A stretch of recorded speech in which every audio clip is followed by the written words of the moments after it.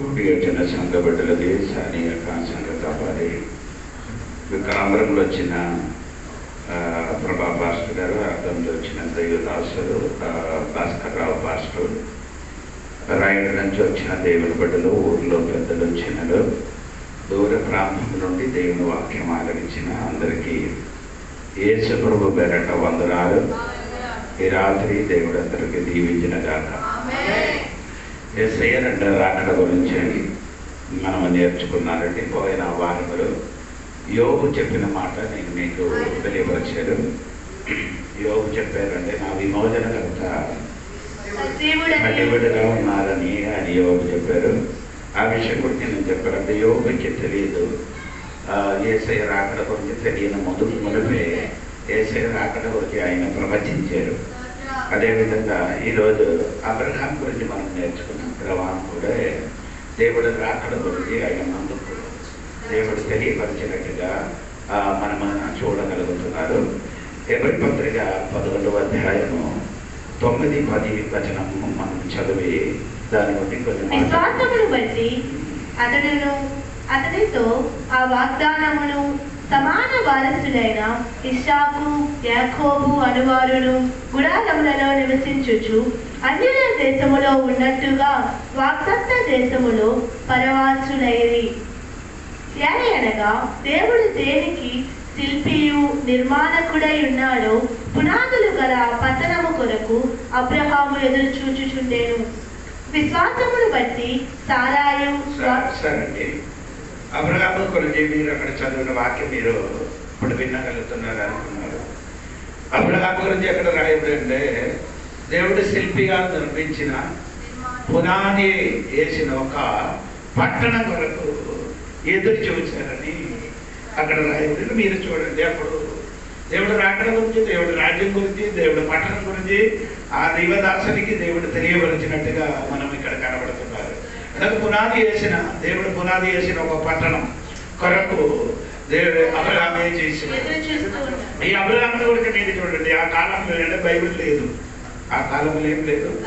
Bible లేని టైంలో దేవుడు ఆయనకి ప్రత్యక్షమైనట్టుగా అపోస్తల కార్యము 7వ అధ్యాయము 1-2 వాక్యం చదివినప్పుడు మనం నేర్చుకున్నాం.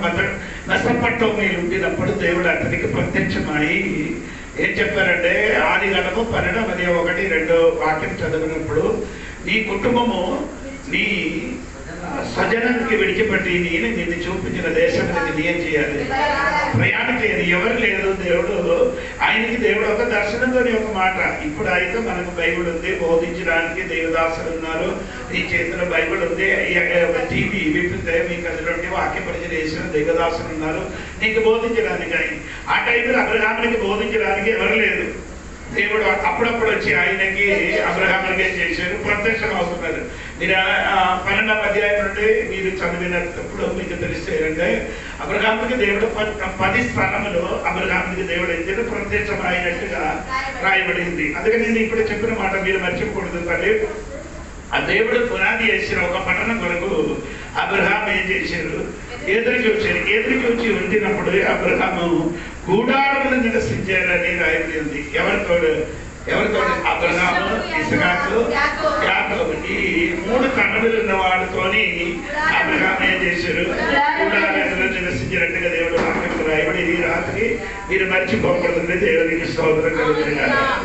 అప్పుడు ఆదికాండం 21వ అధ్యాయం 5వ వాక్యం మీరు చదవండి. అక్కడ అబ్రహాముకి 100 సంవత్సరం. అబ్రహాము కుమారుడైన ఇస్సాకు అతనికి పుట్టినప్పుడు అతడు 100 ఏళ్ల వాడు. 100 ఏళ్ల వారుగా పుట్టినప్పుడు ఎవరు పుట్టారు, ఇస్సాకు పుట్టారని దేవుడు వాక్యములో రాయబడిందండి. దేవునికి స్తోత్రం.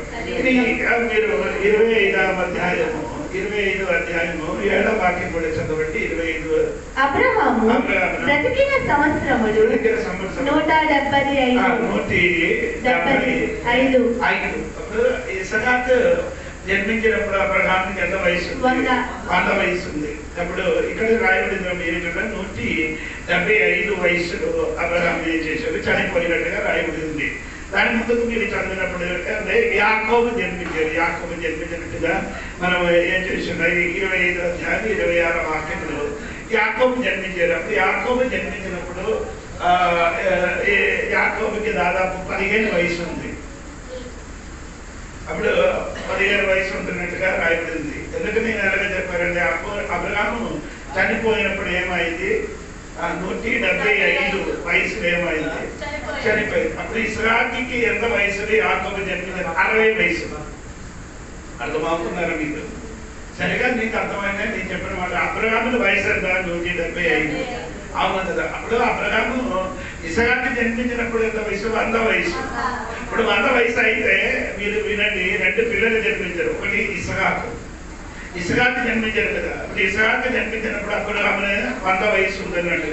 అప్పుడు చూడండి, అబ్రహాం చనిపోయినప్పుడు అబ్రహాము ఎంత వయసు ఉంది, 75 వయసు ఉండే.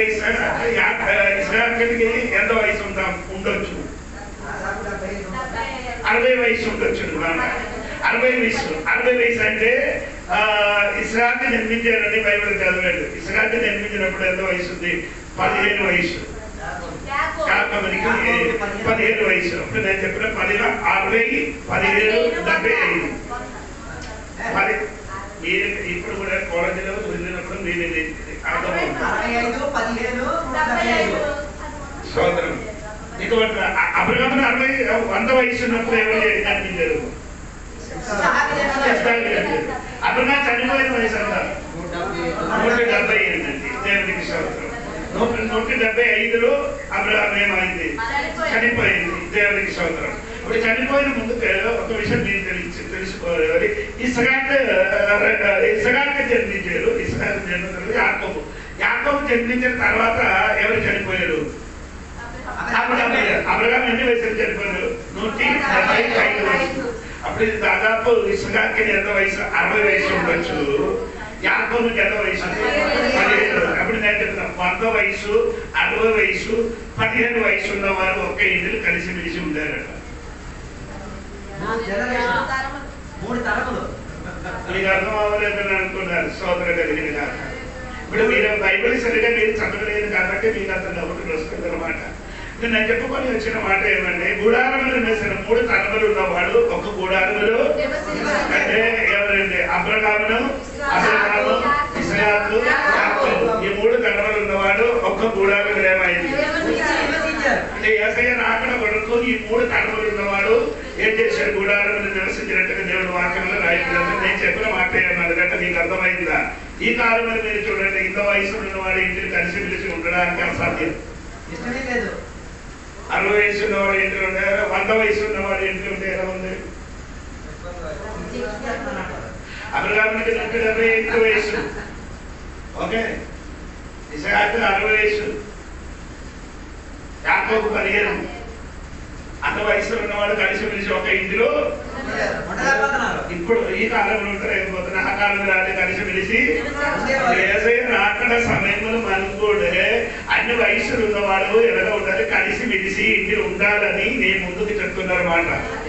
ఈ కాలంలో మన ఇంటిలో ఏం లేదు, ఐక్యత లేదు, మన కుటుంబంలో లేదు. భార్య ఒక సైడ్ అయితే భర్త ఒక సైడ్, పిల్లలు ఒక సైడ్. కానీ దేవుడు రెండో రాకడ సమయంలో ఇలాగా జరుగుతున్నారని బైబిల్ రాయబడిందండి దేవుడికి. ఎందుకంటే కుటుంబంలో ఏమవుతున్నారు, ఐక్యత లేని ఒక పరిస్థితి వస్తున్నట్టుగా దేవుడు వాక్యం రాయబడింది. చాలా కుటుంబం లేదు చూడండి, చాలా కుటుంబంలో ఏం లేదు, ఇప్పుడు ఐక్యత లేనట్టుగా దేవుడు వాక్యాలను మనం చూడగలుగుతున్నారు. ఇప్పుడు నేను చెప్పిన వాటిని గుడారములు నివసించున్నారు. దేవునికి స్తోత్రం.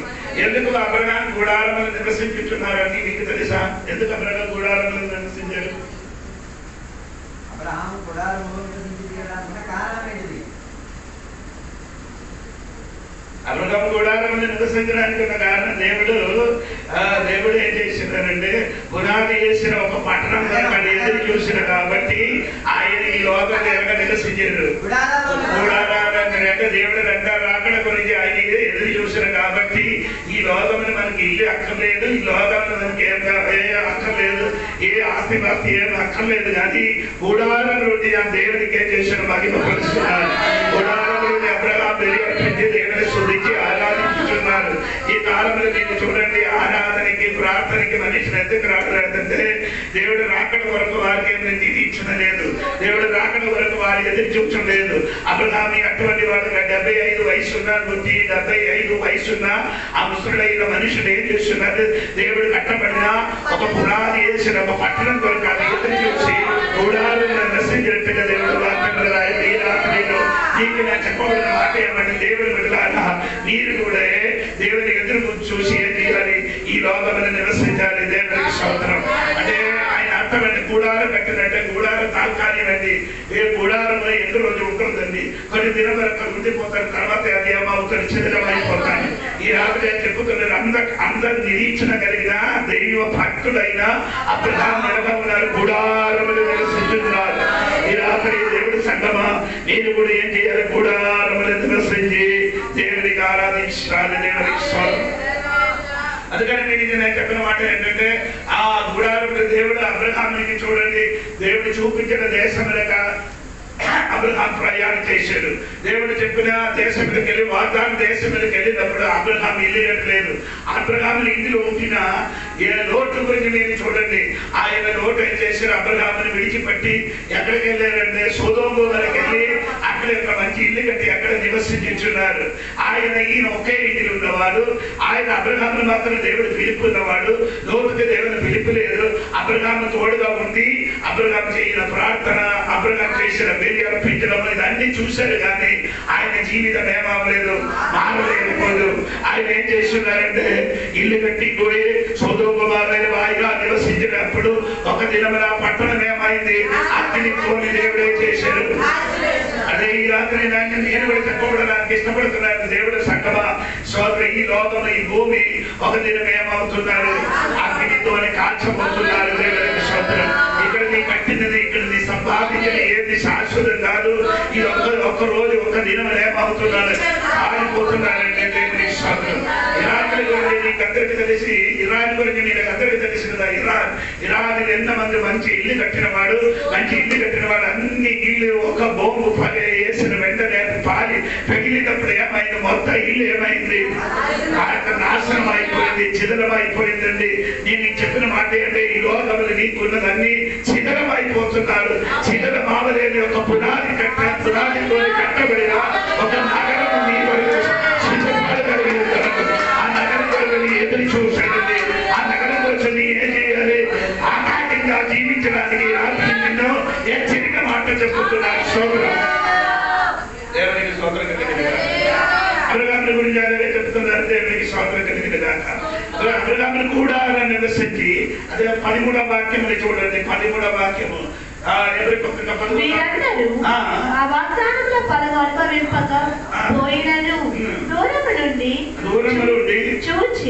దూరం నుండి చూశారండి. అర్థమేంటి?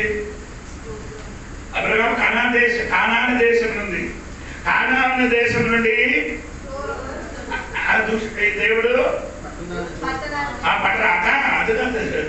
అక్కడ స్థలం దూరం కాదండి, సమయం దూరం. నేను చెప్పిన నీకు అర్థం అవ్వలేదు. అబ్రహాము కానానే నిలబడి దేవుడు కట్టబడిన ఆ పట్టణం చూడలేదు. దూరం అని చెప్పినది, ఆ దూరం అని చెప్పినది స్థలం దూరం కాదు, సమయ దూరం. అంటే మీరు చూడండి, సమయం దూరంగా అంటే ఎప్పుడు అబ్రహాము నివసించిన ఆ సమయం చూడండి, ఇప్పుడు మనం నివసించిన సమయం చూడండి. ఆ సమయం మనం దూరం చూసుకొని ఆ పట్టణం అతను చూశాడు. దేవునికి స్తోత్రం కలిగిన అంత నిరీక్షణ కలిగి ఆ బిడ్డలు జీవించాడు. దేవునికి స్తోత్రం. ఈ రాత్రి నేను నీకు అడుగుతున్నారు ఒక మాట, అమ్మా, సమయములు దూరంగా చూసి ఆ పట్టణం కనిపించాడు. మనం కూడా సమయములు దూరంగా చూసుకొని యేసయ్య రాకడ వరకు సిద్ధపడండి. ఇప్పుడు బైబిల్ అనుసరించి దేవుడు రాకడ సమీపించారు. దేవుడు రాకడ ఏం చేశారు? ఆయన గుమ్మం దగ్గర నిలబడినట్టుగా బైబిల్ రాయబడింది. యేసయ్య రాకడ ఎంతవరకు అయిందండి? ఇక్కడ దేవుడికి స్తోత్రం కలిగింది. ఎంతవరకు అర్థమైందంటే ఆదికాండములో ఒకటే చదివినప్పుడు ఈ భూమికి పునాది వేసి భూమి సృష్టించి ఎన్ని సంవత్సరం అయిందో తెలుసా? 6000 సంవత్సరం అయింది. నా చెప్పిన కాదు, బైబిల్లో చరిత్ర పుస్తకములు అన్ని చదివి నేను చెప్తున్నాను. ఈ భూమి సృష్టించి ఎన్ని సంవత్సరం అయింది? 6000 సంవత్సరం. ఇప్పుడు అడుగుపెట్టింది ఏడా సంవత్సరంలో స్తోత్రం కలిగిన 6000 దాటిపోయింది. ఇప్పుడు ఏమైందండి? 7వ సంవత్సరం మనకేమండి? 6 రోజు పని చేయాలి, 7వ రోజు మనకేముంది? అదే జరుగుతుందండి. 7వ సంవత్సరం మనకు విశ్రాంతి కలగాలి. ఈ 7000 సంవత్సరం లోపల యేసయ్య రాకడ సమీపించారు. అందుకని ఈ రాత్రి నీ ఒక విషయం తెలుసుకోదండి. నీకు ఇప్పుడు పని ముఖ్యమో, నీ పిల్లలు ముఖ్యమో, నీ కుటుంబం ముఖ్యమో, కానీ అబ్రహాము దానికంటే ముఖ్యం ఏమంటే దేవుడు ఆయన వరకు కట్టబడిన ఆ పునాది వేసిన ఆ పట్టణం కానీ ఎదురు చూసి నిలబడి కాదు, గూడారములు నివసిస్తున్నారు. ఎలా ఉన్నారు ఆయన? గూడారములు నివసించుతున్నారు. దేవుడు వాక్యం రాయబడింది. అది గూడారములు నివసించిన మాత్రం కాదండి. ఆయన అది చూసుకొని ఏం చెప్పారంటే మీకు తెలుసా? దేవునికి స్తోత్రం కలిగిన కాక ఆయన చూసుకొని చెప్పిన మాట మీరు చూడండి. ఆ 13వ మాట పూర్తిగా మీరందరూ ఆ వాగ్దానముల ఫలము అనుభవింపకపోయినను దూరము నుండి చూచి వందనము చేసి తాము భూమి మీద పరదేశమును, అంటే భూమి మీద వారు ఏం నేర్చున్నారు? పరదేశి అని చెప్పారు. స్తోత్రం చెప్పారు. ఆ పట్టణం చూసినప్పుడు భూమి మీద ఎలా నివసించున్నారు? పరదేశి అంటే అర్థమైందా? ఈ దేశం మన స్వదేశం కాదు. అంటే ఆయన గూడారములు నివసించినప్పుడు దేవుడు వాగ్దానం ఇచ్చిన దేశం చూసి ఏం చెప్పుతున్నారు? ఇదేంటి? పరదేశములు నివసించుతున్నారు. వాగ్దానం ఇచ్చిన దేశములు పరదేశిగా నివసించిన ఒక అబ్రహాం. మీరు ఒక పొలం కొనుక్కో, పొలం కొనిన వెంటనే మీరు ఏం చేస్తారు? వెంటనే ఆ పొలం బాగా సిద్ధపరుస్తుంది. పొలం సిద్ధపరిచిన వెంటనే ఇల్లు కట్టడానికి అన్ని ఏం చేస్తుంది అని పని జరుగుతున్నారు. దేవుడికి స్తోత్రం. అబ్రహాం ఏర్పడిన వాగ్దానం చేసిన దేశం చూసినప్పుడు అబ్రహాం ఏ పని చేయకుండా ఏం చేసుకున్నారండి? స్తోత్ర పునాది ఏర్పడిన ఒక పట్టణం కొరకు ఎదురు చూస్తున్నారు. దేవుడికి ఎలాగా అంటే అది ఈ దేశం వాగ్దాన దేశంలో ఎలాగ నివసించుతున్నారు? పరదేశిగా నివసించినారు. ఆ 2 పదం అక్కడ రాయబడింది. యాత్రికుడు ఆయన ఏం చెప్తున్నారు? అబ్రహాం ఈ లోకంలో ఎలా ఉందండి? పరదేశి యాత్రికులు. దేవునికి స్తోత్రాలు. సంగమా, ఈ రాత్రి నేను తెలుసుకో, ఈ లోకంలో నీ పరదేశి, ఈ లోకంలో నీ ఏమవ్వాలి? యాత్రికులు. ఎంతమందికి అర్థమవుతున్నారు? అందరూ అనుకున్నారు ఇప్పుడు కూడా నేను కొంత సంవత్సరం బ్రతుకుతున్నారు, ఇంకో కొన్ని పని చేస్తున్నారు అనుకున్నారు. కానీ బైబిల్ రాయబడిన మనుషుల ఆయుష్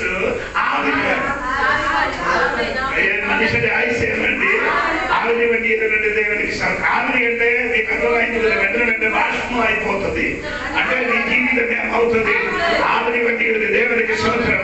ఈ రోజు నీకు శాశ్వత కాదు, నీ జీవితం శాశ్వత కాదు. రేపు ఏమైనా జరుగుతుంది ఎవరికి ఏం చెప్పలేదు. నీ రాత్రి ఆయన వరకు రాకడ వరకు అబ్రహాం ఏం చేశారు? ఎదురు చూసినట్టుగా నీ కూడా ఈ రాత్రి ఏం చేయాలి? దేవునికి స్తోత్రం. ఎలాగంటే పరదేశిగా యాత్రికులు. అది నేను కీర్తన గారు చెప్పిన మాట సూపర్ అండి. దేవునికి స్తోత్రము. 39 కీర్తన 12వ వాక్యం చదివితే మీకు అది కొద్దిగా అర్థమనేది. ఆయన చెప్పిన మాట వినండి. దావీదు మహారాజుడు చెప్పిన మాట వినండి. యెహోవా నా ప్రార్థన ఆలకింపుము, నా మొరకు చెవియొగ్గుము, నా కన్నీళ్లు చూచి మౌనముగా ఉండకుము. నీ దృష్టికి నేను అతిథి వంటి వాడను. నీ దృష్టికి నేనేంటి? అతిథి వంటి వాడను. నా పితరుల అందరి వలె నేను పరవాసినై ఉంటాను. అంటే నీ దృష్టికి నేను ఎలాగా ఉంది? అతిథి. అతిథి అంటే నీకు అర్థమైందా? చుట్టాలు వస్తే అంటే నీ ఎలాగంటి వాళ్ళంట. ఈ భూమిని నీ ఎలాగంటి వాళ్ళు. ఈ భూమిలో ఒక చుట్టాలు నీకు అతిథి వలన నీ ఒక్క రోజు ఉండాలి, ఒకరోజు ఏం చేయాలి? కొందరికి ఇప్పుడు కూడా తెలియలేదు. కొందరు ఇప్పుడు ఆవిడ అనుకున్నారు నేను కూడా ఏమవుతుంది 80 సంవత్సరాలు బ్రతికి ఈ లోకంలో జీవిస్తాను అనుకున్నారు. అంత కాదు కాదు కాదు. ఈ లోకంలో చుట్టాలే అతిథిగా ఉండాలి. దేవునికి స్తోత్రం. ఒక దేవుని లోకం విడిచిపెట్టి వెళ్ళిపోవాలి. స్తోత్రం కలిగిన ఈ పుట్టి లోకంలోకి వచ్చినప్పుడు ఒట్టించేస్తే వచ్చారు. వెళ్ళినప్పుడు కూడా వెళ్ళిపోవాలి. దేవునికి అందుకని దాని మధ్యలో నీ ఏం చెయ్యాలి? ఏమి గట్టిగా పట్టుకూడదు. ఏమి నీ ఏం చేయకూడదు. ఈ భూమిలో ఉన్న ఏ వస్తువు ఏం చేయకూడదు, గట్టిగా పట్టకూడదు. దేవుడికి స్తోత్రం కలుగునుగాక. హల్లెలూయా. ఇప్పుడు అంత అర్థం అవ్వలేదు. దేవుడికి స్తోత్రం. ఏదో సంపాదించి, ఏదో ఇల్లు కట్టి, ఏదో ఆస్తులు సంపాదించి అన్ని ఉంచుతున్నాను అనుకున్నాను, కానీ ఇది నీ అతిథి. ఈ లోకంలో నేను గెస్ట్ గా వచ్చాను, ఈ లోకంలో నీ ఒట్టి చేత వచ్చాను. వెళ్ళినప్పుడు కూడా నీ ఎలాగా ఎదుగుతున్నారు, ఒట్టి చేతపోతాను. అందుకని దేవుడు వాక్యం నీ పారదేసి అబ్రహాముకి ఇది బాగా తెలుసు. ఏమైందండి తెలుసు. దేవుడికి స్తోత్రం. కానాను దేశంలోకి వెళ్ళినప్పుడు అబ్రహాముగా దేశం మొత్తం తిరిగినప్పుడు అబ్రహాముకు అర్థమైంది, ఈ దేశంలో నేను ఒక అతిథిగా వచ్చాను.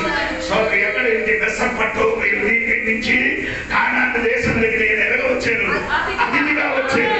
ఈ దేశం నాది కాదు. స్తోత్రం. ఈ దేశం హామీన్ దేశం.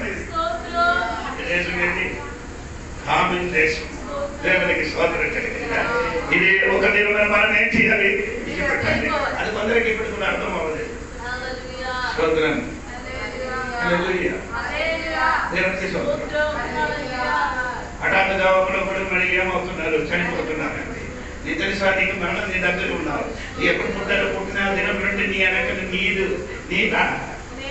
నీడ ఎలా వస్తున్నారు అనగా నీ దగ్గర ఎన్ని పైకి ఎవరున్నావు, మరణం ఉంది. దేవునికి స్తోత్రం కలిగింది. అది మీరు తెలియబడ నీ ముందు కడుగు పెట్టుతున్నారు. సహోదర అబ్రహామునికి నేను నో ప్రాబ్లం. అబ్రహాము చెప్తుంది, నేను ఈ భూమిలో అతిథిని. తర్వాత ఏం చెప్తున్నాయి, అతిథిగా వచ్చేది నేనేం చేస్తున్నాను, యాత్రలు. మనమందరూ ఏం చేసి ఒక దినం ఈ లోకం విడిచిపెట్టి ఏం చేయాలి, యాత్ర చేయాలి. దేవునికి స్తోత్రం కలిగింది. ఇది అబ్రహామునికి కరెక్ట్ గా బాగా ఎరిగి ఉన్నారు. స్తోత్రం కలిగింది. అందుకని పౌలు గారు చెప్పినది ఏమంటే, ఫిలిప్పీ గ్రంథం 3:20 వాక్యం చదివినప్పుడు మనకున్న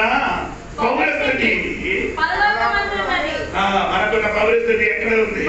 అదో సహోదర ఎక్కడ కాదు, మనకి పరలోకమనే మనకున్న పౌరస్థితి. ఈ రాత్రి ఎంతమందికి తెలుసు, పరలోకమనే నీకు శాశ్వతమైన ఇల్లు, పరలోకమే నీ పౌరస్థితి. ఈ భూమిలో మీరేమన్నారు, తాత్కాలికం ఉన్నవాడు. భూమిలో ఎన్ని రోజులు ఉందండి, తాత్కాలికం. అదే పీతర్ గారు అదే చెప్పుతున్నారు. పీతర్ గారు మొదటి పీతర్ 2:11 వాక్యంలో పీతర్ గారు కూడా అదే చెప్పుతున్నారు. చదవండి. ఆయన కూడా చెప్పిన పీతర్ గారు చెప్పారండి, ప్రియులారా మీరెవరు, పరదేశులు, యాత్రికులు. ఏ సంగమా, ఈ రాత్రి తెలుసుకో, పరదేశీ మన యాత్రికులు, పరదేశీ యాత్రిగా ఉండేటప్పుడు అబ్రహాము ఏం చేస్తున్న సమయములు దూరంగా నిలబడి ఆ పట్టణం చూశారు. స్తోత్రం కలిగినారు. ఈ రాత్రి ఆత్మీయ దృష్టిని కన్నెత్తి చూడరా నైనా, ఈ కోసం కట్టబడిన ఒక పట్టణం.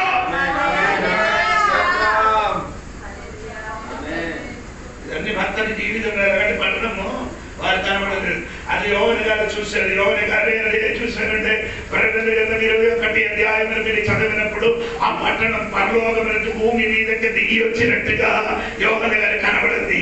ఈ రాత్రి దేవుడు బిడ్డలారా, నీ కోసం కట్టబడిన పెద్ద ఒక పట్టణము, నీ కోసం కట్టబడిన ఒక ఇల్లు, అది నీ కోసం సిద్ధపడి కలిగి భూమి మీదకి దిగి వచ్చినట్టుగా యోవని గారు చూసినట్టుగా బైబిల్ రాయబడింది. ఈ రాత్రిని మర్చిపోకూడదండి. ఈ రాత్రి సిద్ధపడిన సహోదర, ఆరాధనకి రండి, ప్రార్థనకి రండి. స్తోత్రం కలిగిన గాక. అబ్రహాము వలన ఒక నిరీక్షణ కలిగి జీవించండి. స్తోత్రం కలిగిన గాక. అది మాత్రం కాదండి, దేవుడు పునాది వేసిన పట్టణం కదా. దేవునికి స్తోత్రం. ఏంటి ఆ పట్టణం గురించి చెప్పిన మాట మీరు మర్చిపోకండి. మొదటి ఎబ్రీ పత్రిక 11వ అధ్యాయం చూడండి, 10 వచనం చూడండి. దేవుడు దేనికి శిల్పియు, దేవుడే శిల్పి. ఇంజనీర్ ఎవరు? శిల్పి ఏదైనా ఇల్లు కట్టడానికి కదా ఎవరు ఈ నీ కోసం కట్టబడిన ఆ పట్టణం కలిగి శిల్పి దేవుడే. ఇంజనీర్ అంటనే దేవుడికి స్తోత్రం కలిగిన అంటే దేవుడికి స్తోత్రం. నిన్ను సృష్టించిన ఇంజనీర్ ఆయనే, నీ కోసం ఇల్లు కట్టిన ఇంజనీర్ ఆయనే. మనిషిని సృష్టించిన సృష్టికర్త ఆయనే. నీ కోసం నివసించడానికి ఉన్న ఇల్లుకి ఇల్లు కట్టిన సృష్టికర్త ఆయన కూడా ఈ రాత్రి మర్చిపోకూడదు. దైవ స్తోత్రం. నిన్ను చూస్తే మీరు చూడండి, మిమ్మల్ని చూడండి. ఇలాగ దేవుడు సృష్టించారు. లోకములను చూడండి. లోకములున్న అన్నింటికంటే అందం చెందినవాడు మనిషి. అందం చెందినవాడే మనిషిని ఇంత చక్కగా ఇంత అందంగా దేవుడు సృష్టించిన నిన్ను అంత అందంగా దేవుడు నిన్ను సృష్టించిన కదా నీకోసం కట్టణ పట్టణ ఉంది.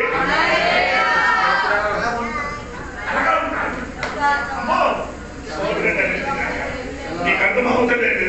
నీ ఇంత అందం చెందిన బిడ్డగా ఉండినప్పుడు నీ కోసం కట్టబడిన ఎన్నివేలు ఎనక కట్టుతున్నా చూడండి. దాని మించిన ఇల్లు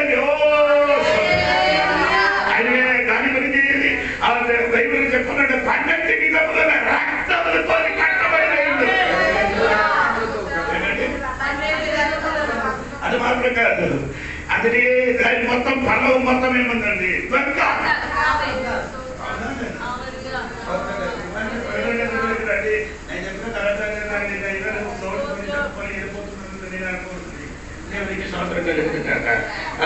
దేవుడండి. 21 అధ్యాయము 14 నుండి మీరు చదవండి. ఆ పట్టణపు ప్రాకారం 12 పునాదులు గలది. ఆ పట్టణముకి 12 పునాది కలిగిన వాడు. ఆ పునాదుల పైన గొర్రె పిల్ల యొక్క 12 అపోస్తలుల 12 పేర్లు కనబడి 20 వాక్యం కూడా చూడండి. 19 నుండి చూడండి. 5వది వైడూర్యము, 6వది కెంపు, 7వది రత్నము. అదన్నీ 12 విధముల రత్నములతోని కట్టబడిన పట్టణం అండి. దేవునికి స్తోత్రం కలిగినగాక. ఇంకా నేను చూడండి, అది చూడండి. 16వ వాక్యం చూడండి. 16వ వాక్యం చూడండి. ఆ పట్టణము చచ్చముఖమైనది, దాని పొడుగు దాని వెడల్పుతో సమానము. అతడు ఆ కొలకర్రతో పట్టణమున కొలువగా దాని కొలత 750 కోసులైనది. దాని పొడుగును ఎత్తును వెడల్పును సమముగా ఉన్నది. స్తోత్రం.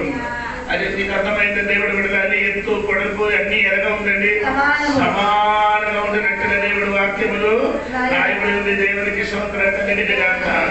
హల్లెలూయా చెప్పండి కదా. స్తోత్రం కలిగిన అది అలాగంటే కట్టబడిన ఒక ఇల్లు దేవుడు నీ కోసం ఏం చేస్తున్నా సిద్ధపరచి ఉన్నారు. దేవునికి స్తోత్రం కలిగినగాక. 19 వాక్యం చూడండి. 19 వాక్యము. ఆ పట్టణపు ప్రాకారపు పునాదులు అమూల్యమైన నానావిధ రత్నములతో అలంకరింపబడి ఉండెను. మొదటి పునాది నానా విధముల రత్నములను ఏం చేశారు, అలంకరించి ఉన్నారని దేవుడు వాక్యంలో రాయబడింది. దేవునికి స్తోత్రం కలిగినగాక. హల్లెలూయా. ఇంకా 11వ వాక్యం కూడా చూడండి. దాని అందరి వెలుగు దగదగా మెరియు సూర్యకాంతము వంటి అమూల్య రత్నమును పోలి ఉన్నది. ఆ పట్టణమునకు ఎత్తైన గొప్ప ప్రాకారములు. పట్టణం గురించి చెప్తున్నాడు. ఇంకా ప్రకటన గ్రంథము మనం అక్కడ చదివినప్పుడు ప్రకటన బైబిల్ ఈ పట్టణం గురించి నా బాగా చెప్తారండి. దేవునికి స్తోత్రం. ఈ పట్టణం గురించి ఎవరు చూసారు? అబ్రహాం చూశారు. దేవునికి స్తోత్రం.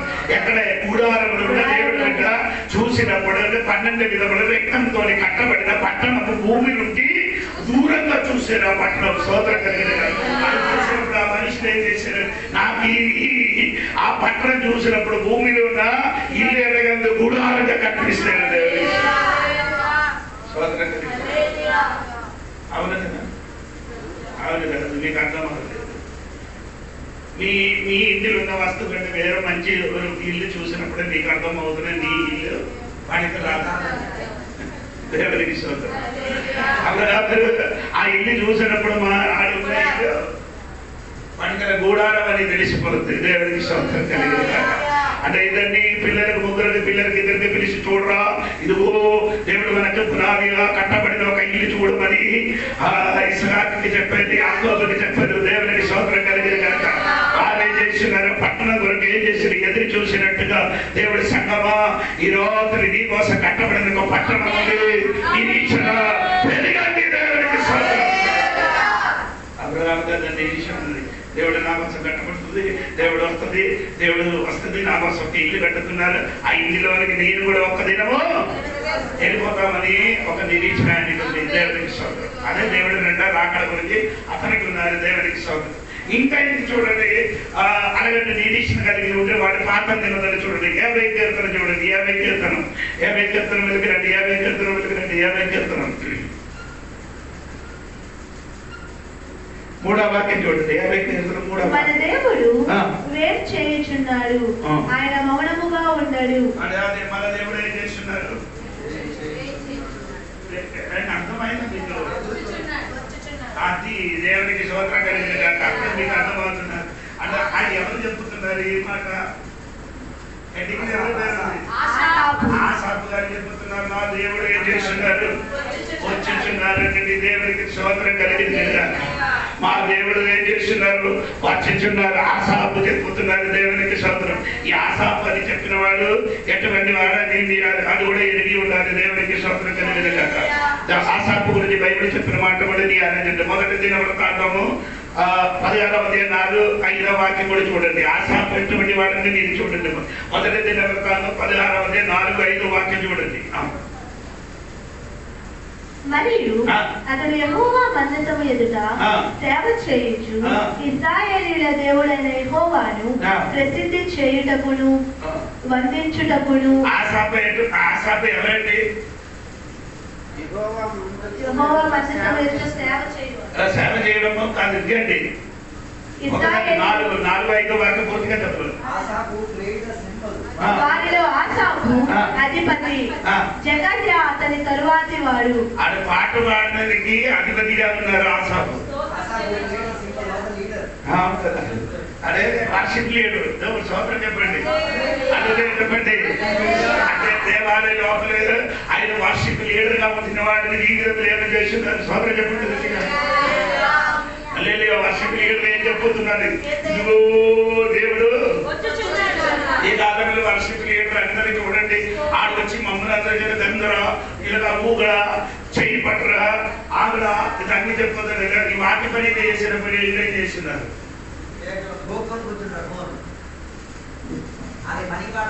వర్షిప్ లీడర్ అందరూ మీరు చూడుకోండి. అది పాట పాడినప్పుడు మనకి చెప్పండి, ఇలాగా ఊగు, ఇలాగా కొట్టు, ఇలాగా చేసి అల్లరి చెప్పండి, అన్ని చెప్పండి. ఆడు భయంగా ఏం చేస్తుంది? ఆరాధన చేసుకుంటున్నారు. ఆరాధన ముగిసిన తర్వాత వాక్య పరిగణే నిలబడినప్పుడు ఆడు స్తోత్రం లేదు, అల్లేది లేదు, ఊరు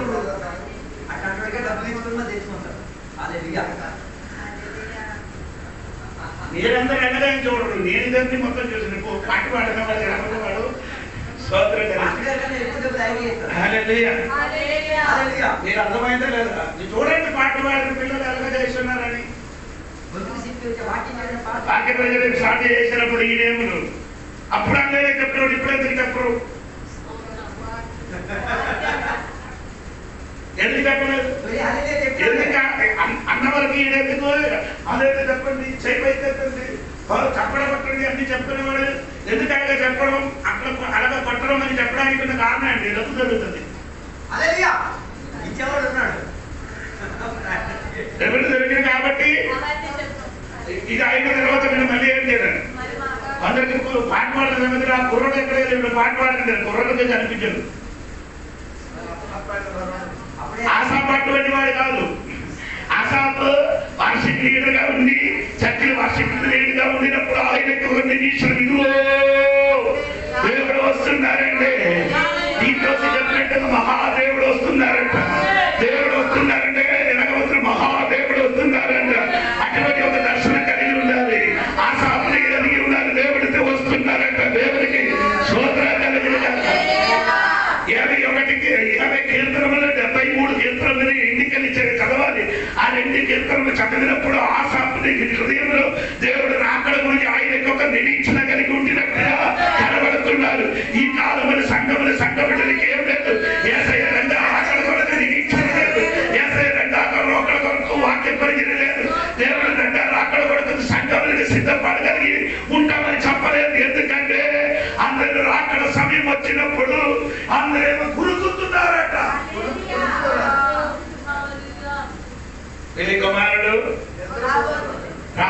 పెళ్లి కుమారులు వచ్చిన స్వరం వినిపించినప్పుడు అందరూ ఏమవుతుంది? అందరూ పోయి నిద్ర మధ్యలో వచ్చినట్టుగా రాయబడింది. ఈ కాలంలో సంఘం కూడా అలాగా వచ్చినట్టుగా రాయబడి ఉంది. స్తోత్రం చెప్పండి గట్టిగా. హల్లెలూయా. ఒకటి, దేవుడు వస్తున్నారని చెప్పుతున్నారండి. ఎవరు చెప్పుతున్నారు? ఆసాపు పాట పాడినా ఇక వర్షిప్ లీడర్ చెప్పుతున్నారు దేవుడు వస్తున్నారు. ఎందుకు వస్తున్నారని అక్కడ చెప్పుతున్నమాట. 4వ వాక్యం చూడండి, 50 కీర్తన 4వ వాక్యం. ఆయన తన ప్రజలకు న్యాయము తీర్చుటకై బలి అర్పణ చేత నాతో నిబంధన చేసుకొనిన నా భక్తులను నా యొద్దకు సమకూర్చుడని మీది ఆకాశమును భూమిని పిలుచుచున్నాడు. సోదరం చెప్పండి.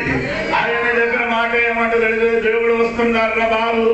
వచ్చడం మాత్రం కాదు, సాక్షి చెప్పడానికి ఇద్దరు కూడా వస్తున్నారని చెప్పుతున్నారు. దేవుడికి సాక్ష్యం చెప్పడానికి పైనుండి ఆకాశము భూమి పిలుస్తున్నారు. దేవుడికి స్తోత్రం. దేవుడు అక్కడ సమీపించుతున్నారు చెప్పడం మాత్రం కాదు, దేవుడు వస్తున్నారు చెప్పడం మాత్రం కాదు. దేవుడు వచ్చినప్పుడు నిన్ను నీకెదురుగా సాక్ష్యం చెప్పడానికి ఇద్దరు వస్తున్నారంట. నీకెదురుగా నీ కూర్చొని భూమి సాక్ష్యం చెప్తున్నారు. నీకెదురుగా నీ తల మీద ఉన్న ఆకాశం నీకెదురుగా సాక్ష్యం చెప్తున్నారు. యెషయా గ్రంథం 1:2 వాక్యం చదివినప్పుడు ఆకాశమే ఆలకించు, ఆకాశమే ఆలకించు, భూమి ఏం చేయాలి? మరి ఆకాశం ఏం చేస్తున్నారు? ఆకాశం పెట్టున్నారు, భూమి కూడా భూమికి చెవి ఉందిన తమ్ముడు నీకెదురుగా సాక్ష్యం చెప్పడానికి. స్తోత్రం కలిగినగా. హల్లెలూయా. మార్కు సువార్త 6వ అధ్యాయం దగ్గరండి. మార్కు సువార్త 6వ అధ్యాయం 11వ వాక్యం రోజు చూడండి. మార్కు సువార్త 6వ అధ్యాయం 11వ వాక్యం చూడండి. ఏ స్థలమంతైనను జనులు మిమ్మును చేర్చుకొనక మీ మాటలు వినకుంటే మీరు అక్కడ నుండి బయలుదేరినప్పుడు వారి మీద సాక్ష్యముగా ఉండుటకు మీ పాదముల క్రింది ధూళి దులిపివేయుడి. అంటే దేవుడు చెప్పండి, ఏదైనా గ్రామంలోకి వెళ్ళినప్పుడు, గ్రామంలో సువార్త ప్రకటించినప్పుడు ఆ గ్రామంలో ఉన్నవాడు అంగీకరించలేకపోతే, ఆ గ్రామంలో ఉన్నవాడు సువార్తకి అంగీకరించలేకపోతే నిన్ను అక్కడి నుండి అక్కడ నుండి నీ బయటికి వచ్చినప్పుడు ఏం చేయాలి? వచ్చినప్పుడు నీ ఏం చేయాలి? నీ పాదములున్న ధూళి కూడా అక్కడే త్యాగించి వెళ్ళిపోవాలి. దులిపి ఏం చేయాలి? వెళ్ళిపోవాలి. ఎందుకు దులిపి వెళ్ళిపోవాలి? ఆ దులిపి వెళ్ళిపోవునా ఆ ధూళి నీకెదురుగా ఏమవుతుంది? అదో సంగమానికి తెలుస్తున్నారు.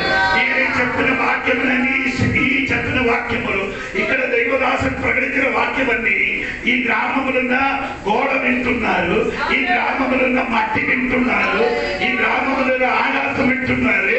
ఇది ఒక దినమున నీకెదురుగా సాక్ష్యం చెప్పబోతున్నది. ఎందుకంటే దేవుడు వచ్చిచున్నది, యేసు వచ్చిచున్నారు. యేసు వచ్చినప్పుడు మనుషునికి తీర్పు తీర్చడానికి సాక్షిగా 2 వ్యక్తులకి పిలుస్తారు. దేవునికి స్తోత్రం, దేవునికి స్తోత్రం కలిగినగాక. నీకు ఎదురుగా సాక్ష్యం చెప్పడానికి, నాకు నీకు ఎదురుగా సాక్ష్యం చెప్పడానికి ఈ భూమి వస్తుంది. స్తోత్రం. ధూళి మనకెదురుగా ఏం చెప్తున్నారు? సాక్ష్యం చెప్తున్నారని దేవుడు వాక్యం చెప్తున్నారు. యెషయా గ్రంథము 29వ అధ్యాయం 4వ వాక్యం కూడా చూడండి. యెషయా గ్రంథము 29వ అధ్యాయము 4వ వాక్యం కూడా చదవండి.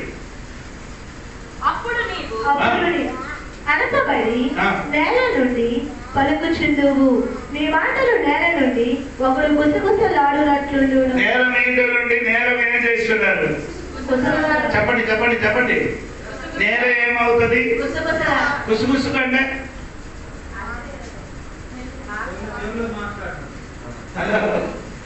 నేల నీకెదురుగా ఏం చేస్తుంది? మాట్లాడుతున్నారు అన్నమాట. తర్వాత కన్నపితాచి స్వరము వలె నీ స్వరము నేల నుండి వచ్చు. కన్నపిశాచి చెప్పినట్టుగా నేల మీద నుండి నీ స్వరం బయటికి వస్తుంది. ఆ తర్వాత నీ పలుకు ధూళిలో నుండి గుసగుసలుగా వినబడును. నీ పలుకు ధూళిలో నుండి గుసగుసలుగా వినబడును. అందరికి అర్థమైందా? మన పలక పలికిన ప్రతి మాట దోడి రోడ్డు ఏది అవుతుంది మాట్లాడుతుంది. ఈ దోడి నీకు ఎదురుగా మాట్లాడు. ఆరాధనకి రావడా అంటే పాస్టర్ గారు పిలిచినప్పుడు మీ మాట వీళ్ళకి రాలేకపోతే ఏ ఇంటి నుండి నిలబడి మాట్లాడిందో ఆ ఇంటిలో ఉన్న మట్టి నీకు ఎదురుగా ఏమవుతుంది? ఏం మాట్లాడుతుంది? అయ్యగారి ఇంటికి వచ్చి ఎన్నిసార్లు నీవా రమ్మని పిలిచారు, నీ ఏం చేయలేదు, మాట్లాడలేదు, వినలేదు. ఆ భూమి ఆ మట్టి నీకోసం ఏం చెప్పుకుంటున్నారు?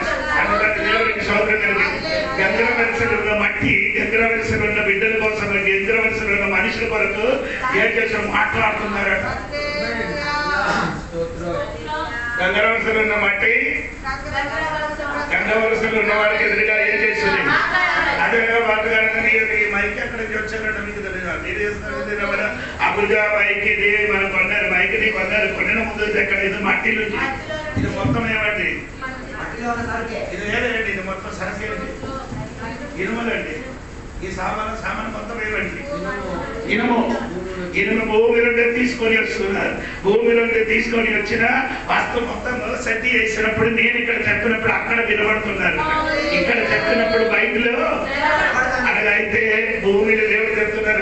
భూమి దేవుడు సృష్టించింది కదా, దేవుడు చెప్తున్నా మాట్లాడరా భూమి అని చెప్తే భూమి ఏం దొరుకుతున్నారు మాట్లాడుతున్నారు. ఎవరి కోసం? నీకెదురుగా, నీ కుటుంబంకి ఎదురుగా, నీ చేయిన పనికి ఎదురుగా, నీ చేయిన పాపం విరోధంగా దేవుడు శుభార్త అంగీకరించలేదు కాబట్టి నీకెదురుగా వేరే ఎవరు కాదు సాక్షి చెప్పిన దేవుడు కాదు, భూమి సాక్షి చెప్పిన ఆదోషము.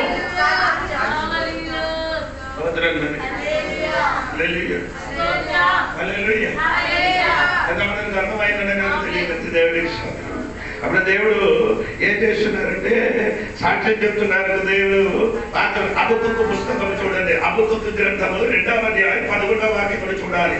హబక్కూకు గ్రంథము 2వ అధ్యాయం 11వ వాక్యం.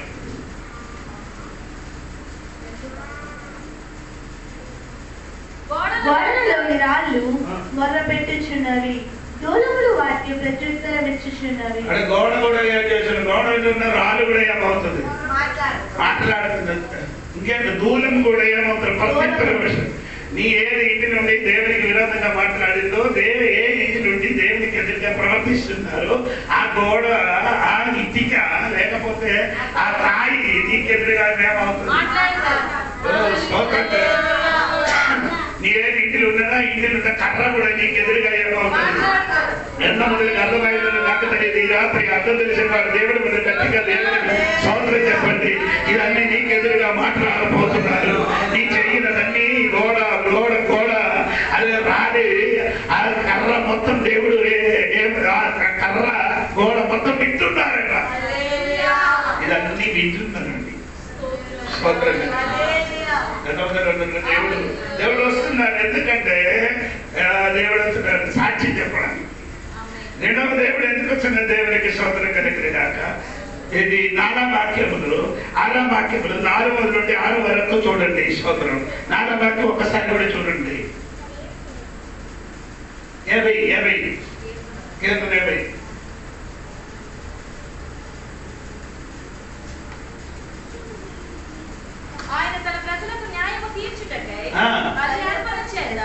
నాతో నిబంధన చేసుకొనినా నా భక్తులను ఎవరికి పిలుస్తున్నారు?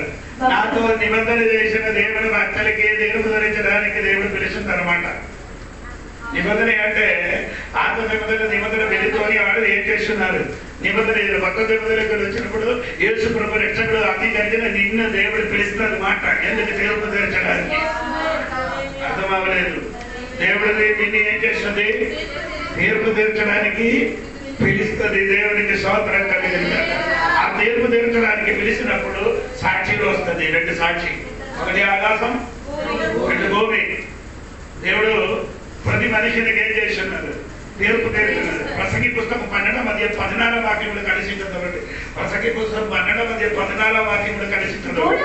ప్రతి అంశముల గురించి దేవుడు విమర్శ చేయనప్పుడు ఆయన ప్రతి క్రియను అది మంచిదే గాని చెడ్డదే గాని తీర్పులోనికి తెచ్చును. దేవుడు విమర్శించినప్పుడు మంచిదే గాని చెడ్డదే గాని తీర్పులోనికి ఏమవుతుంది? అని చెప్పండి. దేవుడికి మనసు అట్టే వెళ్ళకూడదు. అందుకని చెప్పడం చెప్పారు. దేవుడికి నిన్ను తీర్పు తీరుస్తుంది. తన ప్రజలు దేవునితో నిబంధన చేయని వాడికి యేసు వస్తున్నారట. స్తోత్రం కలిగిన కనుక అదవతలకు అర్థమవుతుంది. యేసు వస్తున్నారే, దేవుడు ఏమవుతున్నారు? దేవుడు తీర్పైన కాండి. దేవునికి స్తోత్రం. రోమాపత్రిక 2వ అధ్యాయం వెళ్ళండి. రోమాపత్రిక 2వ అధ్యాయము 2వ వాక్యం చూడండి. రోమాపత్రిక 2వ అధ్యాయం 2వ వాక్యం చూడండి త్వరగా. అట్టి కార్యములు చేయవారి మీద దేవుని తీర్పు సత్యమును అనుసరించినదే. దేవుడి తీర్పు ఎలాంటి తీర్పు అండి? సత్యమైన తీర్పు. అబద్ధం లేదు ఆయన దగ్గర. దేవుడు మనిషికి తీర్పు తీర్చినప్పుడు ఏమిలే ఉండదు. సత్యం ఎంత రోజు వరకు సాక్షి పెట్టచ్చు. 3 రోజులు యేసు ప్రభు సత్యము ఆయనకు 3 రోజుల వరకు ఏం చేశారు? సమాధిని బాధపెట్టారు. 3వ రోజు యేసు ఏం చేశారు? అనగా ఈ రోజు నేను చెప్పిన నీ ఎన్ని రోజు వరకు సత్యం దాచిపెట్టిన కానీ ఒక్క దినంలో సత్యం బయటికి వస్తుందా? దేవుడు ప్రతి మనిషికి ఎలాగ నేర్పారు? సత్యం. లోకంలో ఏం లేదు, సత్యం లేదు. సత్యమైన తీర్పు ఉందా? లేదు. అన్యాయమైన తీర్పు మాత్రం జరుగుతున్నది. అన్యాయమైన తీర్పు లోకంలో జరుగుతున్నది. అవును కదా? ఎంతమంది నిరపరాధులు శిక్షింపబడుతున్నారు. చాలా మంది ఏమవుతున్నారు? నిరపరాధులు ఏమవుతున్నారు? శిక్షాబంధులు అవుతున్నారు. ఈ మధ్యనంతో పాస్టర్ విరుద్ధంగా ఒకడు కేసు పెట్టారు. అమ్మ కేసు పెట్టారు. కేసు పెట్టి ఏం చేశారు? 5 సంవత్సరం వరకు ఆయన ఏముండేది? జైలు ఉండేది. 5 సంవత్సరం తర్వాత నిజాయితీ ఏమవుతుంది? ఆయన తిరిగి అడుగుతున్నారు కోర్టుకి, ఈ 5 సంవత్సరం నాకు తిరిగి ఇవ్వచ్చా? 5 సంవత్సరం నాకు తిరిగి ఇవ్వచ్చా అని అడిగినప్పుడు ఎవరు ఏం మాట్లాడలేదు. ఈ 5 సంవత్సరం వరకు ఆయన ఎందుకు ఆయనకి అన్యాయంగా ఎక్కడ పెట్టారు? చర్చాన్ని పెట్టారు. ఈ రాత్రిని మర్చిపోకూడదురా. దేవుడు తీర్పగలిగితే న్యాయమైన తీర్పు, సత్యమైన తీర్పది. దేవుడికి స్తోత్రం కలిగిన 2వ 5వ వాక్యం చదవండి. రోమాపత్రిక 2:5 చూడండి. మార్పు పొందని నీ హృదయములు అనుసరించి ఉగ్రత దినమందు అనగా దేవుని న్యాయమైన తీర్పు. దేవుడు 2వ సత్యమైన తీర్పు, 2 న్యాయమైన తీర్పు. దేవుడికి స్తోత్రం కలిగిన గాక. యేసు రాకడ సమీపించిన కాబట్టి దేవుడి లోకములో మనుషులకు ఎలాగ తీర్పు తీర్చు? న్యాయమైన తీర్పు, సత్యమైన తీర్పు. ఇక్కడ ఎక్కడ న్యాయం? ఎవరికి డబ్బు ఉందో వారి పక్షంలో వాళ్ళు ఏమవుతున్నారు? న్యాయము. మన భారతీయ సంవిధానం అంటే మీకు అర్థమైందా? Indian penal code. దానికి ఏం చెప్తుందండి? భారతీయ సంవిధానం. సోదరం, భారతీయ సంవిధానం ఎలాగుతుందా తెలుసా? సోదరం,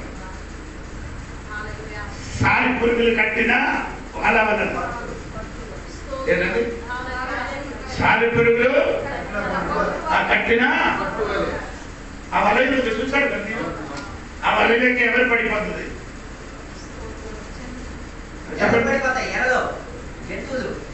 పెద్ద ఎర్ర పడిపోతుందా? పెద్ద ఎర్రలో ఏమవుతుంది?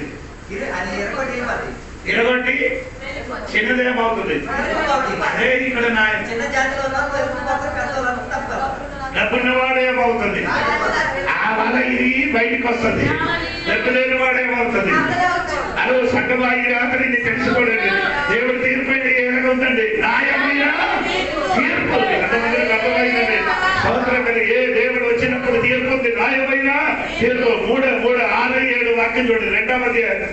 ఆయన ప్రతి వారికి వారి క్రియల చొప్పున ప్రతిఫలమిచ్చును. ఆయన ఎలాగ తీర్పు? క్రియనే చెప్పినట్టుగా మీరు ఎలాగ ప్రవర్తిస్తున్నారో ఆ ప్రవర్తన బట్టి మీకేముంది? తీర్పు ఉంది. దేవుడికి మనుషులు లోకంలో జీవించినప్పుడు ఎలాగ ప్రవర్తిస్తున్నారో ఆ ప్రవర్తన అనుసరించి దేవుడే చేస్తుంది. తీర్పు తీర్చున్నారు. చాలా మందికి తెలియదు. దేవుడికి స్వంతం. కొరింథీ పత్రిక గారు చెప్పిన ఏమన్నా తెలుసా? 2 కొరింథీ పత్రిక 5:10 రాయబడిన మాట ఏమంటే తెలుసా? అక్కడ రాయబడిన ఏమంటే వారి శరీరములు చేయిన క్రియలకి మంచిదైన చెడ్డదైన అన్నిటికీ ఏముంది? తీర్పు. స్వంతం. శరీరములు చేసిన ప్రతిక్రియలకి నీ మంచిదైనా చెడ్డదో చేసిన దానికి తగ్గింది ఏముందండి? తీర్పు ఉంది. ఎలాగా క్రియలు బట్టి ఏమవుతున్నది? దేవుడికి స్తోత్రం. ఇది 2:11 వాక్యం చూడండి. 2:11 చూడండి. దేవునికి పక్షపాతము లేదు, ఆ. ధర్మశాస్త్రము లేక ఆ. పాపము చేసిన వారందరూ ఆ. ధర్మశాస్త్రము లేకయే నశించెదరు. అంటే ఆయనకి మరి పక్షపాతం లేకుండా తీర్పు ఎలాగ ఉంటుంది ఆయనకి? పక్షపాతం అంటే ఒకరికొకరికి ముఖం చూసి తీర్పు తెరచడం. ఎలాగ తీర్పు తీర్చున్నారు? ముఖం చూసి. అవును కదా, అదే తీర్పు. అడిగితే ఆయన ముఖం చూసుకొని ఏం చేస్తున్నారు? అవును కదా. మీరు చూడండి, ఇప్పుడున్నా ఏ ఊర్లో పెద్దలు ఉన్నారు, అదే మంత్రులు ఉన్నారు, అలాగంటే ఎమ్మెల్యే వాళ్ళు ఉన్నారు, మనుషులు ఉన్నారు, వారందరూ తీర్పులుగా తీర్చున్నారు.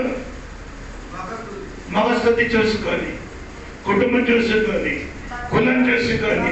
కానీ దేవుడి మా మధ్యమలు ఏం లేదు, పక్షపాతం లేదన్నట్టుగా దేవుడు వాక్యం రాయబడి ఆరామది దేవుడు ఎలాగ తీర్పు చేర్చున్నారు. మీరు చూడండి 2వ అధ్యాయము 15 వాక్యం చూడండి.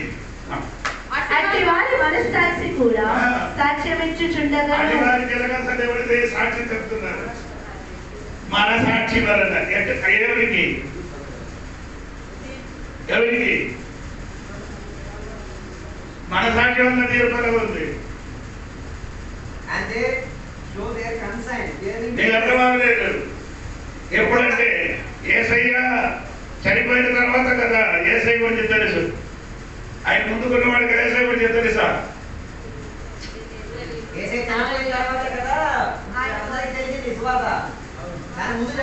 యేసయ్య మాత్రమే రక్షణ ఉంది. ఆయన ముందుకు వారికి ఏం లేదు. వారికి మనసాక్షి, వారికి ఏర్పారు. వారి మనసాక్షి ఎలాగ చేశారో, ఎలాగ జీవించారో దాన్ని బట్టి. అవును. అప్పుడు వారికి ధర్మశాస్త్రం లేదు, వారి చేతులు ఏం లేదు. ధర్మశాస్త్రం లేదు. యోగు కాలంలో ధర్మశాస్త్రం లేదు. కాలం యోగు జీవించిన కాలం ఏం లేదు. అదేది కాలము? యోగు నివసించిన కాలంలోకి ఎలాగ చెప్తుంది? నివసించిన కాలంలోకి ఎలాగ చెప్తుంది? అదే కాదు, ఆడ మనసాక్షి ఉంది. ఆ కాలమే ఏమంటే దేవుడికి స్తోత్రం. ఆ కాలం ఏమంటే దేవుడికి స్తోత్రం. ఆ కాలంలో ఏం లేదు, ఆ ధర్మశాస్త్రం ఏం లేదు. ఆ కాలంలో దేవుడు ఒక్కొక్క మనిషిని హృదయంలో మన సాక్షి అనుసరించి దేవుడు మాట్లాడిన కాలం.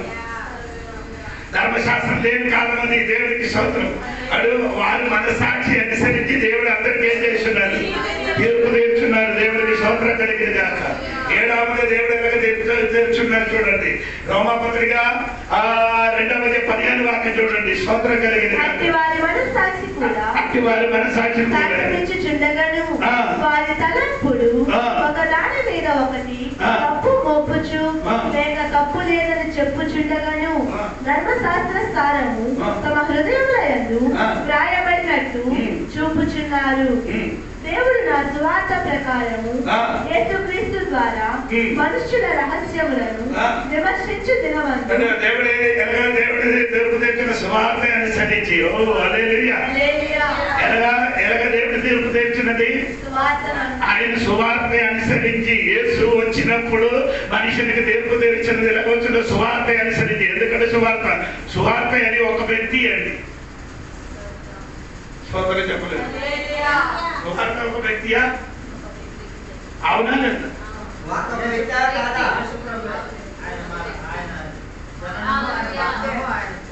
2 తిమోథెయుసు 2:8 వాక్యం చూడండి. 2 తిమోథెయుసు 2:8 వాక్యం చూడండి.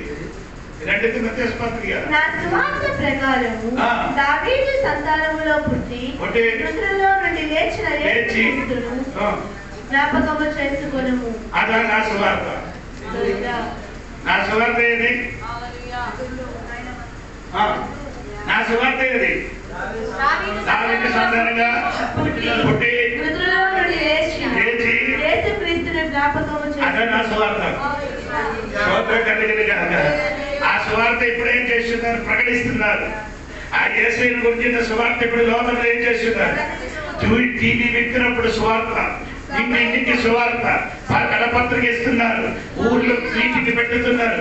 ఎందుకు పెట్టుతున్నారంటే ఈ సువార్త అనుసరించి దేవుడు ఒక దినమని నేనేం చేస్తున్నారు? నీ వినిన వాక్యం, నీ వినిన సువార్త అనుసరించి దేవుడు ఏం చేయబోతున్నారు? తెలుగు చేస్తున్నారు. అందుకని ఆ సాపు చెప్పు లేదు. దేవుడు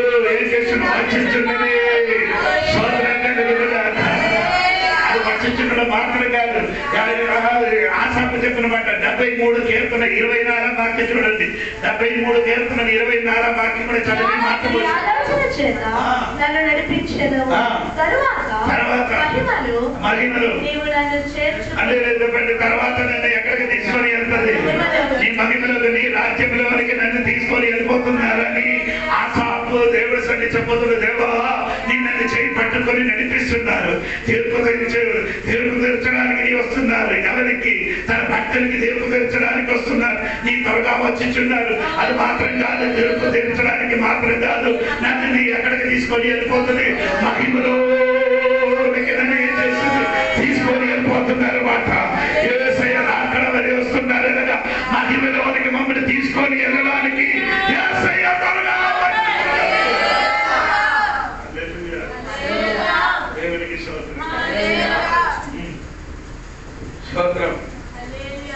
యేసు వచ్చినప్పుడు ఎలాగంటే మహిమలోనికి తీసుకొని ఇస్తున్నారు. దేవునికి స్తోత్రం.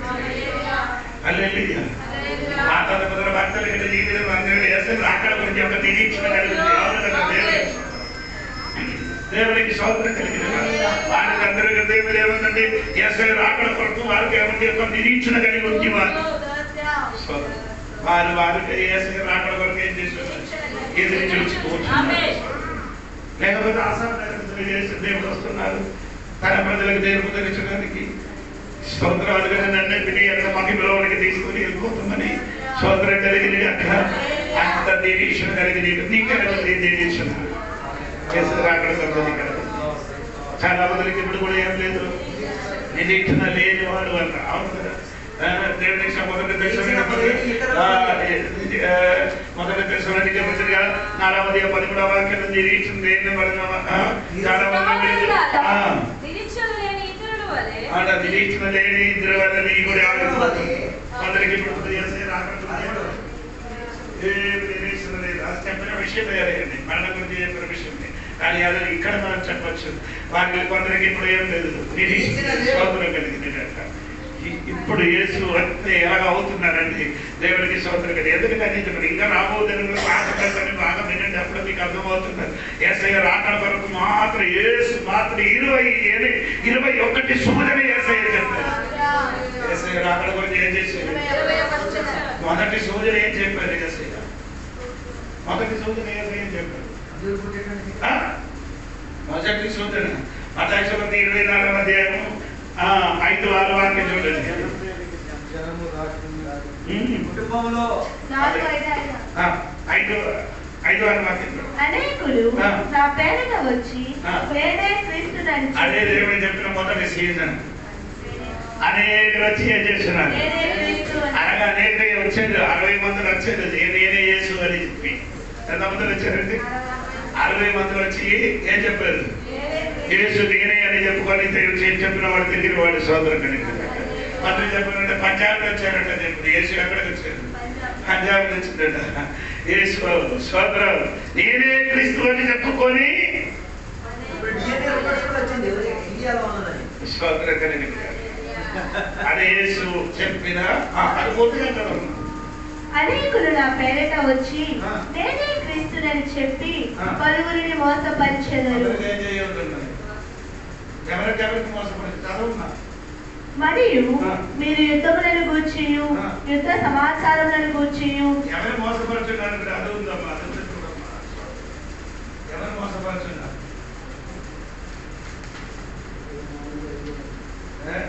స్తోత్రం కలిగింది. 24వ వాక్యం చూడండి. 24వ వాక్యం. అబద్ధపు క్రీస్తులను అబద్ధపు ప్రవక్తలను వచ్చి సాధ్యమైతే ఏర్పరచబడిన వారిని సహితము మోసపరుచుటకై గొప్ప సూచక క్రియలను మహత్కార్యములను కనపరచెదరు. హల్లెలూయా. స్తోత్రం చెప్పండి. హల్లెలూయా. స్తోత్రం కలిగిన ఒక మాట కూడా దీని చూసి స్తోత్రం.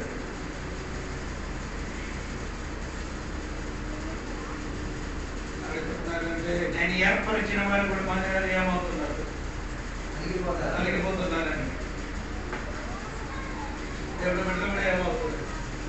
కలిగిపోతున్నారంటే దేవుడు చెప్తున్నారు. యేసు చెప్పారు. దేవుడికి స్తోత్రం. అబద్ధపు క్రీస్తులను అబద్ధపు ప్రవక్తలను వచ్చి సాధ్యమైతే ఏర్పరచబడిన వారిని సైతము మోసపరుచుటకు గొప్ప సూచక్రియలను అంటే ఏర్పరిచిన వారు కూడా ఏమవుతుంది? మోసపోతున్నారు. చాలా మంది పాస్టర్లు, చాలా మంది విశ్వాసులు ఏమవుతున్నారు? ఇలాగా క్రీస్తు నేనే దేవుడు, నేనేమన్నా సొంతం ఆడేం చేసిన అద్భుతాలు అడయాళాలు అన్ని చూపిస్తాను.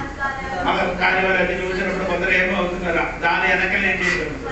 అది అనకూడదండి. ఏసైనా అంటారు రాకడ సమయంలో అద్భుతం కంటే ముఖ్యమైనది దేవుడు వాక్యం.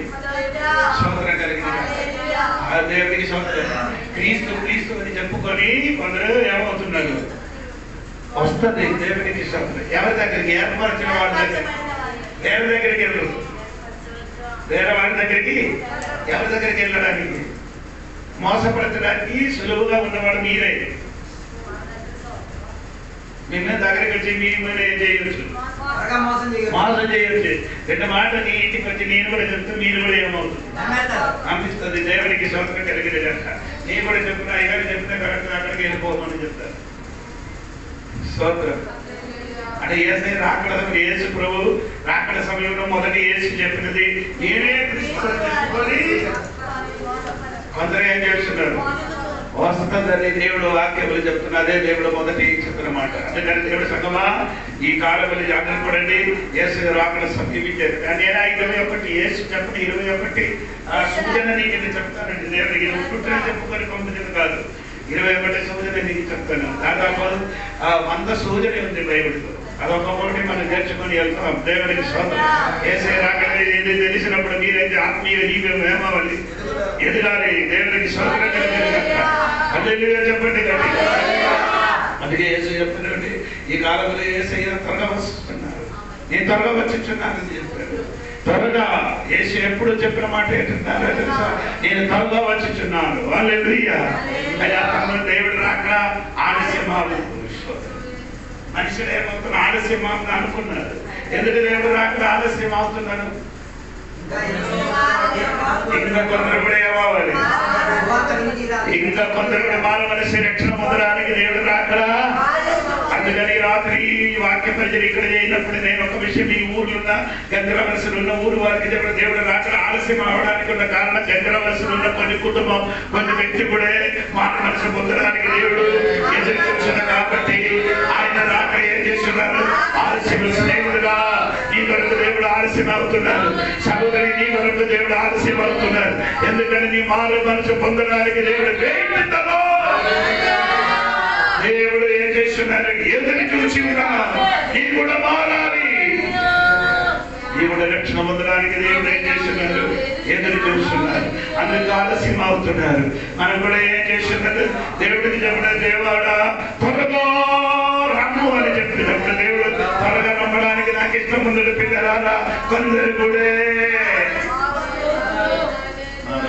ఇక్కడ గంగరవలసలు ఉన్న వాళ్ళు కూడా మారాలి. అదే దేవుడు కోరుకున్నారు. దేవుడు ఆశ నీ మారాలి, నీ కుటుంబం మారాలి, నీ పిల్లలు మారాలి. సోదరం దేవుడు నీ కొరకు ఎదురు చూస్తున్నారు. అందుకని దేవుడి కొరకు నీ ఎదురు చూసి నిలబడుతున్నా. యేసయ్య కొరకు సిద్ధపడగలిగి ఉండండి. ఈ వాక్యం ద్వారా దేవుడు దీవించిన సమయములో కడబోర శబ్దముతో విశ్వాసము నీకుందా? విశ్వాసము నీకుందా? సమయములో కడబోర శబ్దముతో యేసుని చేరుకునే విశ్వాసము నీకుందా? విశ్వాసము నీకుందా? రావయ్యా యేసయ్యా వేగమే రావయ్యా. రావయ్యా యేసునాథా వేగమే రావయ్యా. అయ్యా రావయ్యా యేసయ్యా వేగమే రావయ్యా. రావయ్యా యేసునాథా వేగమే రావయ్యా. రాకడ సమయములో కడబోర శబ్దముతో యేసుని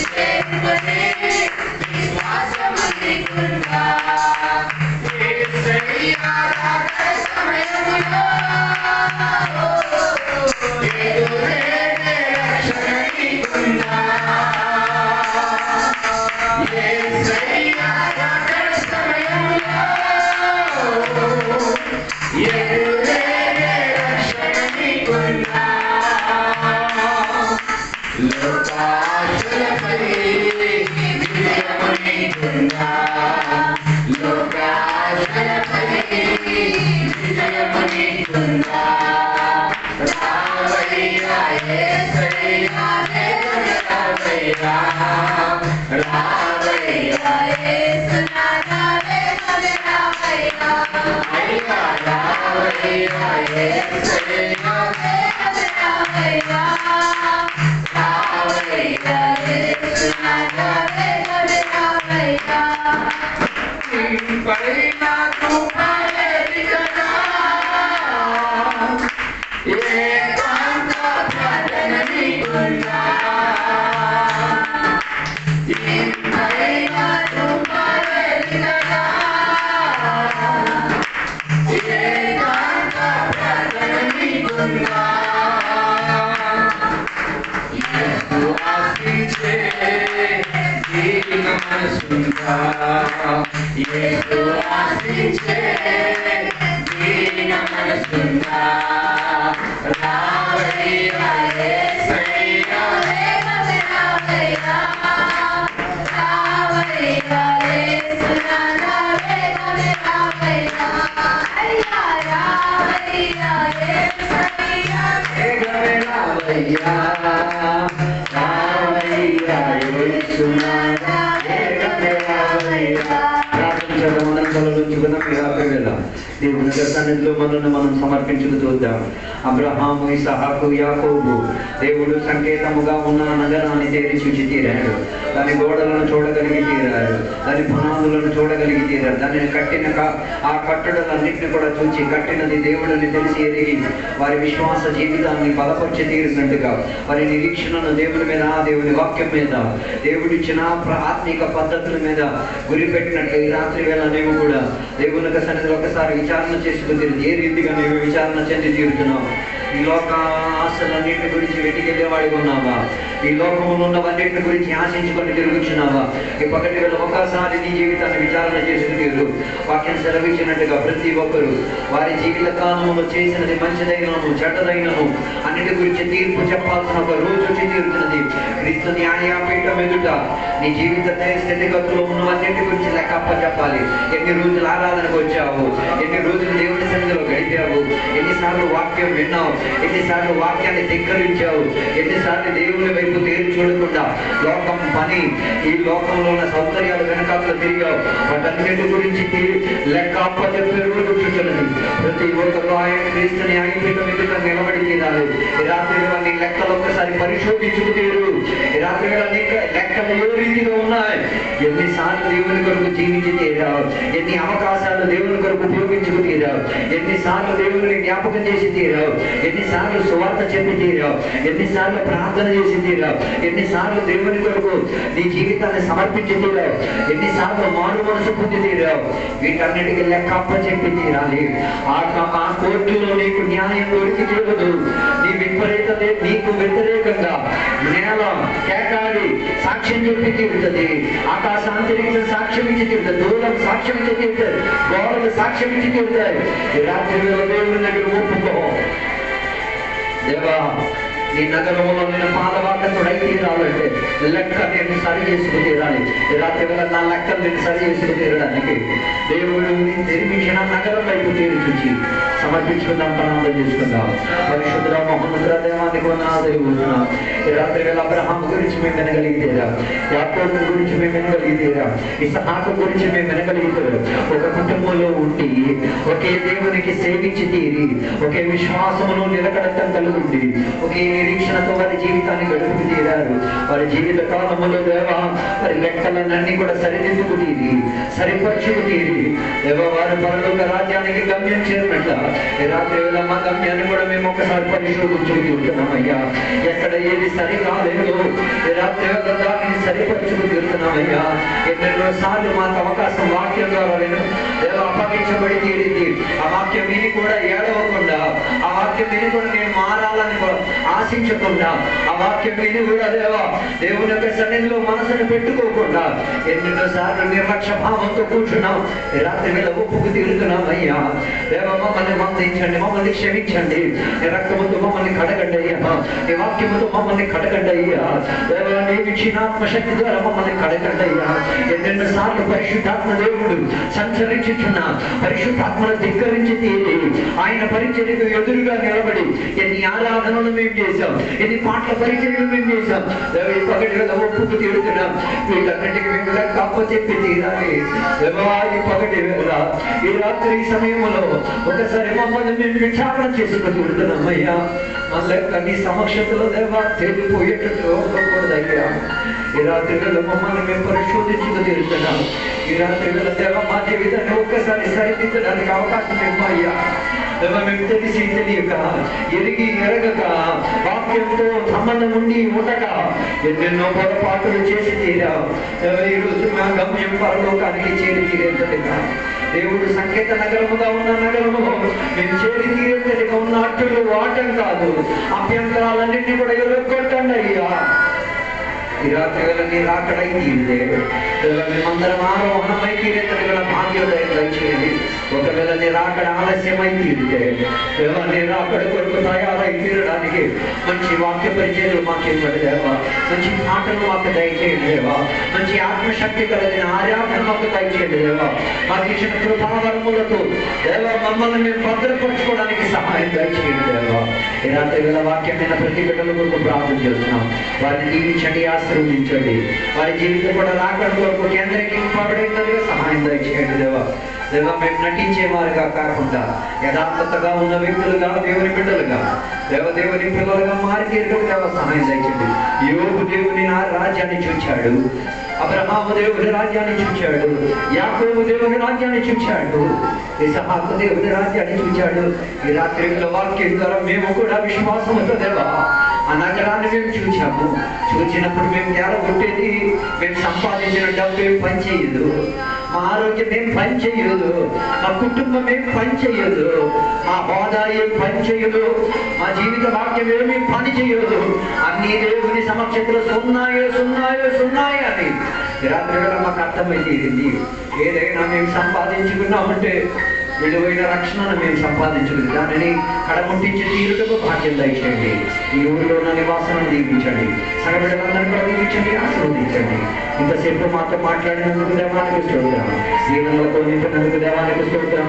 యేసు నామములో ఈ విడుకున్న తండ్రి, ఆమేన్. తండ్రి యొక్క కుమారుల పరిశుద్ధాత్మక సహవాసం ఇప్పుడు ఎల్లప్పుడు ఎక్కడికి వచ్చిన సగబిడ్డలందరితో దేవాన్ని రెండు రాకడ వరకు తోడైందును గాక. యేసు రక్తమే జయం, యేసు వాక్యమే జయం, యేసు నామమే సంపూర్ణ విజయం కలుగును గాక. గట్టి శబ్దంతో హల్లెలూయా చెప్దామా? ఇంకోసారి హల్లెలూయా చెప్దామా? దేవుడు మన ప్రార్థనలకి దేవునికి స్తోత్రం చెప్దాం. సిద్ధమైన దేవునికి స్తోత్రం చెప్దాం. సిద్ధపడిన స్తోత్రం చెప్దాం. న్యాయపీఠం ఎదుట నిలబడడానికి అన్ని క్రమమైన